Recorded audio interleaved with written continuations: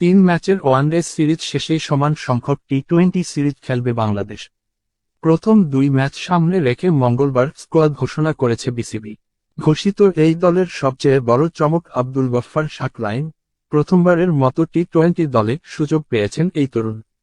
Asian গেমসে বাংলাদেশের হয়ে খেলার রিপন মণ্ডলও জায়গা পেয়েছেন স্কোয়াডে।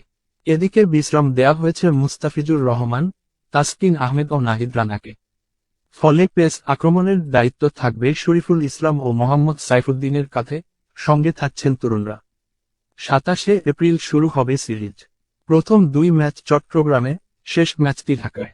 এর আগে বৃহস্পতিবার অনুষ্ঠিত হবে সিরিজ নির্ধারণী তৃতীয় ওয়ানডে।